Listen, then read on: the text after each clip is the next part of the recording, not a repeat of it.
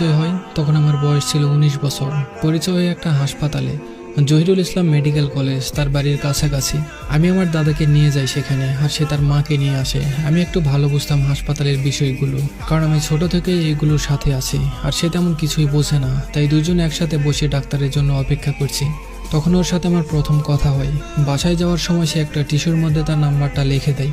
সেদিন রাতে কি যেন মনে করে তাকে কল দেই। এইভাবে আস্তে আস্তে সম্পর্কে জড়িয়ে যায়। সে আমাকে অনেক ভালোবাসে, কিন্তু তার তুলনায় আমি তাকে কম ভালোবাসি, কারণ সে আমার প্রথম ভালোবাসা নয়, দ্বিতীয় ভালোবাসা ছিল। আমি একটা মেয়েকে ভালোবাসতাম, তার নাম হলো জান্নাত।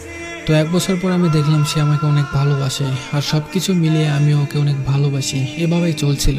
কিন্তু এর বিয়ের জন্য চারিদিক থেকে দেখতে আসে। আমি খুব চিন্তায় থাকতাম। সে আমাকে বলতো, তুমি চিন্তা করো না, দেখতে আসলেই তো বিয়ে হয়ে যায় না। আমাদের সম্পর্কের কথা ওর ভাবি জানতো, আর ওর ভাবি আমাদের অনেক সাহায্য করেছে, আমাদেরকে দেখা করার সুযোগ করে দিত। আমি বেকার ছিলাম, আমি বুঝতে পারলাম আমি বেকার থাকলে ওর পরিবার কখনো আমাকে মেনে নেবে না। তাই আমি কিছু একটা করার জন্য দেশ ছেড়ে বিদেশে যাওয়ার জন্য চেষ্টা করতে থাকলাম। কিন্তু হঠাৎ একদিন ওর ভাবি আমায় বলল, ওর বাবা ওর বিয়ে ঠিক করে ফেলেছে। ওর এলাকার একটা ছেলে ওকে খুব বিরক্ত করত, এই জন্য ওর বাবা ওর বিয়ে ঠিক করেছে। তারপর থেকে সে ভালোভাবে কথা বলতো না, কথায় কথায় ঝগড়া করতো, আমায় ইগনোর করতো, আমার কোনো কথা শুনতো না, কষ্ট দিয়ে কথা বলতো। তারপর আমি জানতে পারি তার পরিবারের চাপে আমার সাথে এমন করছে। ভাবির কাছ থেকে খবর নিতাম, সে আমার সাথে এমন করার পর অনেক কান্না করতো। এমন কষ্ট সহ্য